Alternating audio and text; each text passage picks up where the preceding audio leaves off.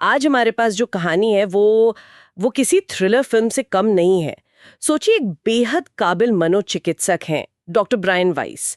उनके पास एक मरीज आती है, कैथरीन, जो बहुत बुरे डरावने सपनों और घबराहट के दौरों से गुजर रही है। डॉक्टर वाइस ने उस पर 18 महीने तक हर तरह का पारंपरिक इलाज आजमाया, लेकिन कुछ फायदा नहीं हुआ। और जब सारे रास्ते बंद हो गए तब डॉक्टर वाइस ने एक ऐसा कदम उठाया जिसके लिए वो खुद भी तैयार नहीं थे। उन्होंने हिप्नोसिस यानी सम्मोहन का सहारा लिया। लेकिन उस सेशन में जो हुआ, उसने न सिर्फ कैथरीन की बल्कि एक वैज्ञानिक सोच रखने वाले डॉक्टर वाइस की दुनिया भी हमेशा के लिए बदल दी। बिल्कुल, क्योंकि सम्मोहन की उस अवस्था में कैथरीन ने जो बताना शुरू किया वो उसके इस जीवन की बात थी ही नहीं। आज हम डॉक्टर वाइस की किताब मेनी लाइव्स मेनी मास्टर्स के उसी एक चौंकाने वाले सेशन की गहराई में उतरेंगे। देखेंगे कि आखिर उस कमरे में हुआ क्या था और कैथरीन के जरिए जीवन और मृत्यु के कौन से राज सामने आए। चलिए इस अनोखी कहानी को समझते हैं। तो सेशन की शुरुआत में चलते हैं, लेकिन इससे पहले ये जानना जरूरी है कि पिछले कुछ सेशन के बाद कैथरीन की हालत में जमीन आसमान का फर्क आ चुका था। उसके सारे लक्षण, वो डर, वो घबराहट, सब गायब हो चुके थे। वो एकदम शांत और खुश रहने लगी थी। हाँ, किताब में जिक्र है कि उसके अंदर एक अजीब सी सकारात्मक ऊर्जा आ गई थी। उसका स्वभाव ऐसा हो गया था कि लोग खुद ब खुद उससे बात करना चाहते थे, उसकी तरफ खींचे चले आते थे। और इसी बदली हुई कैथरीन के साथ डॉक्टर वाइस ने यह सेशन शुरू किया। सम्मोहन की गहरी अवस्था में पहुंचते ही कैथरीन एक बिल्कुल अलग दुनिया में पहुंच जाती है।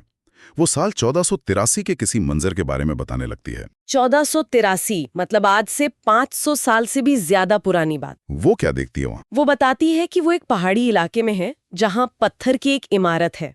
उसे एक बैलगाड़ी दिखती है जिसमें वो जानवरों के लिए सूखी घास लदी हुई है। माहौल बहुत पुराना देहाती सा लगता है। और उसे कुछ लोग भी नजर आते हैं ना, कुछ सिपाही जैसे। हाँ, वो कुछ आदमियों को देखती है जिन्होंने धातु के हेलमेट पहने हैं और उनके हाथों में लाल और सफेद रंग के झंडे हैं। और यहाँ एक बहुत ही महत्वपूर्ण बात सामने आती है। वो मूर और डेंस के बीच किसी लड़ाई की बातें सुनती है। अच्छा, और ये बात इतनी जरूरी क्यों है? इसलिए क्योंकि कैथरीन एक आम अमेरिकी लड़की थी जिसे 15वीं सदी के यूरोप के इतिहास की इतनी बारीक जानकारी होना लगभग नामुमकिन था। डॉक्टर वाइस जो खुद एक वैज्ञानिक थे, उनके लिए ये पहला बड़ा संकेत था कि ये कैथरीन की कल्पना नहीं हो सकती। ये जानकारी उसके दिमाग में आई कहाँ से?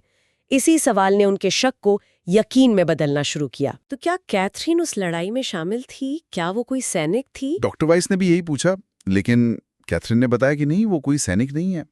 वो तो उसी गांव में रहने वाला एक बूढ़ा आदमी है। उसने चमड़े के कपड़े और जानवरों की खाल से बने जूते पहने। उसके बाल भी हल्के भूरे हो चुके हैं। तो वो उस बूढ़े आदमी की जिंदगी को जी रही थी। हाँ। कैसी थी उसकी जिंदगी? बहुत मुश्किल। वो एक गरीब आदमी था जिसने कुछ समय पहले एक लड़ाई में अपना इकलौता बेटा खो दिया था। अब घर में उसके साथ सिर्फ उसकी बूढ़ी और हमेशा थकी रहने वाली पत्नी थी। उसकी एक बेटी भी थी, पर उसकी शादी हो चुकी थी और वो कहीं दूर रहती थी। उस आदमी की जिंदगी में दुख और मेहनत के सिवा कुछ नहीं था। और यहीं पर डॉक्टर वाइस एक प्रयोग करते हैं। वो कैथरीन को निर्देश देते हैं कि वो उस जीवन के आखिरी दिन पर जाए। हाँ, और कैथरीन का जवाब चौंकाने वाला था। उसने मना कर दिया। उसने कहा, लेकिन मैं अभी बहुत बूढ़ा नहीं हूं। ये एक छोटी सी बात है, लेकिन बहुत गहरी है। इससे ये साफ हो गया कि वो सिर्फ डॉक्टर के कहने पर कुछ सोच नहीं रही थी। वो उस अनुभव को सच में जी रही थी और उसके हिसाब से उस आदमी की मौत का समय अभी नहीं आया था। वो पूरी तरह उस किरदार में थी। तो 1483 के उस बूढ़े आदमी का जीवन यहीं रुकता है। लेकिन जैसा आपने कहा, डॉक्टर वाइस के लिए असली हैरानी तो अब शुरू होने वाली थी। जैसे ही कैथरीन उस अनुभव से बाहर आई, कुछ बहुत ही अजीब हुआ। बिल्कुल। उस जीवन से बाहर आते ही कैथरीन की आवाज बदल जाती है। वो अचानक कहती है, मैं बस तैर रही हूं। वो किसी भौतिक शरीर में नहीं थी, बल्कि एक तरह की आध्यात्मिक अवस्था में थी। और फिर एक बहुत गहरी, शांत और अधिकारपूर्ण आवाज उसके जरिए बोलना शुरू करती है। डॉक्टर वाइस तुरंत समझ जाते हैं कि ये कैथरीन की आवाज नहीं है, ये कुछ और है। और यही आवाज उन रहस्यों को उजागर करना शुरू करती है।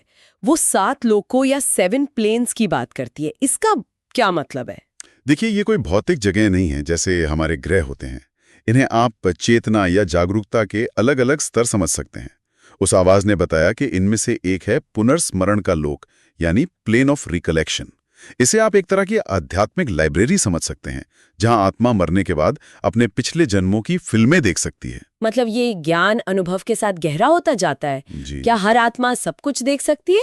नहीं, आवाज ने बताया कि जो ऊंचे स्तर की आत्माएं हैं, यानी जिन्होंने कई जन्मों से बहुत कुछ सीखा है, वे पूरे इतिहास को देख सकती हैं ताकि वो दूसरों को सिखा सकें।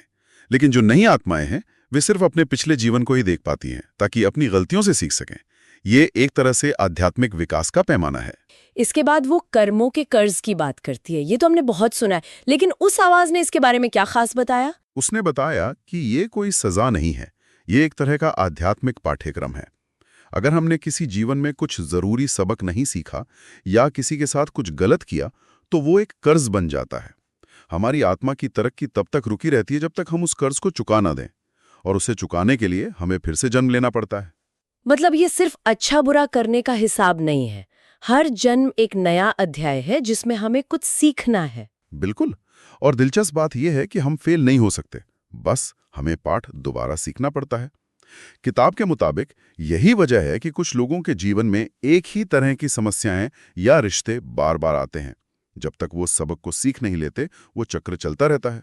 और एक और लोक का जिक्र आता है, संक्रमण का लोक, यानी प्लेन ऑफ ट्रांजिशन। यहाँ क्या होता है? ये शायद सबसे हैरान करने वाली बात है।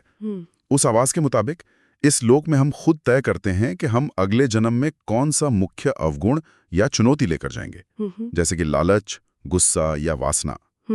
हम उस चुनौती को चुनते हैं ताकि हम उस पर जीत हासिल कर सकें। एक मिनट, इसका मतलब है कि हम अपनी मुश्किलें खुद चुनते हैं? किताब के अनुसार हाँ। अगर हम उस चुनौती पर काबू पा लेते हैं तो हमारा कर्ज चुक जाता है और हमें एक ज्यादा शांत और आसान जीवन मिलता है। लेकिन अगर हम नाकाम रहते हैं तो अगले जन्म में वही बोझ और भी भारी हो जाता है। ये एक बहुत बड़ी बात है, क्योंकि इसका मतलब है कि हमारे जीवन की बागडोर हमारे ही हाथ में है। ये बातें सुनने में तो बहुत गहरी लगती हैं, लेकिन क्या इसका कोई सबूत कैथरीन की अपनी जिंदगी से जुड़ा? हाँ, और यहीं पर यह कहानी सिर्फ थ्योरी न रहकर बहुत ज्यादा व्यक्तिगत और भावुक हो जाती है। एक दूसरे अनुभव में कैथरीन खुद को एक छोटी बच्ची के रूप में देखती है जो एक अस्तबल में है। वहां एक आदमी है जो घोड़ों की देखभाल कर रहा है, जिसे वो अपना पिता कहती है। वो आदमी बहुत लंबा है और उसके बाल सफेद हैं।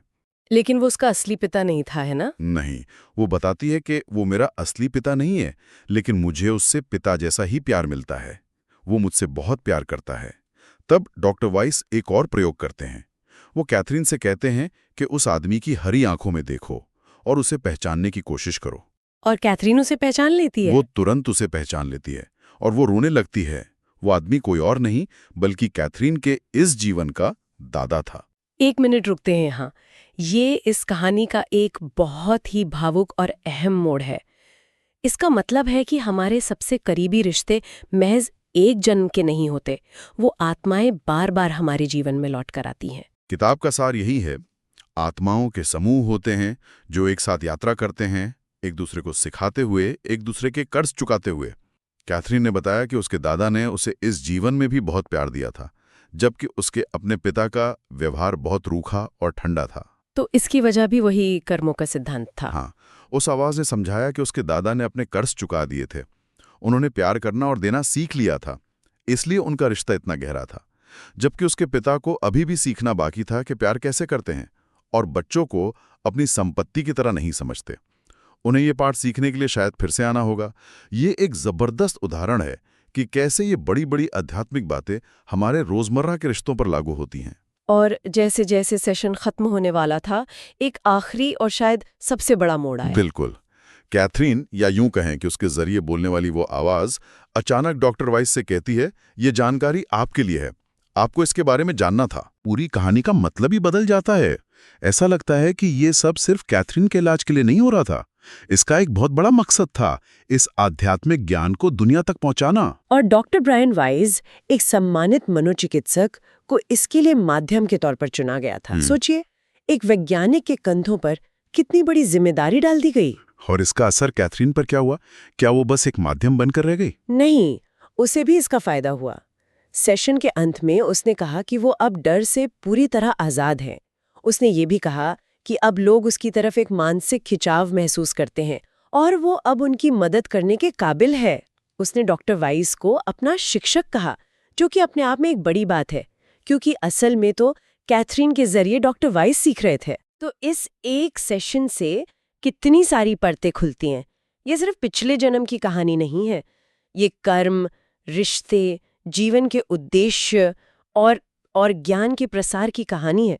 ऐसा लगता है कि हमारा ये जीवन एक बहुत बड़ी पहेली का बस एक छोटा सा टुकड़ा है। बिल्कुल, ये हमें बताता है कि हमारा अस्तित्व शायद इस जन्म और मृत्यु के चक्र से कहीं ज्यादा बड़ा है।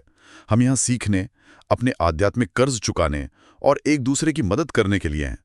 और हमारे रिश्ते, खासकर वो जो बहुत गहरे होते हैं, वो शायद एक जन्म के सौदे नहीं हैं, वो कई जन्मों की यात्रा के साथ ही हैं। ये विचार हमारे रिश्तों को देखने का एक बिल्कुल नया नजरिया देता है। जो लोग हमें चुनौती देते हैं, शायद वे हमारे सबसे बड़े शिक्षक हैं, और जिनसे हमें बेपनाह प्यार मिलता है, शायद हम उनके साथ कई जन्मों से प्यार का कर्ज चुका रहे हैं। हाँ, ये हमें ज्यादा धैर्यवान और तो हम आज की इस चर्चा को एक विचार के साथ समाप्त करना चाहेंगे। अगर हमारे जीवन की चुनौतियां और हमारे रिश्ते, चाहे वो मुश्किल हों या आसान, कई जन्मों के कर्मों और सीख का नतीजा है, तो इस जानकारी के साथ हम आज अपने रिश्तों को किस नई नज़र से देख सकते हैं? क्या हम उनमें छिपे गहरे सबक को पहचान सकते हैं? सोचने वाली बात है।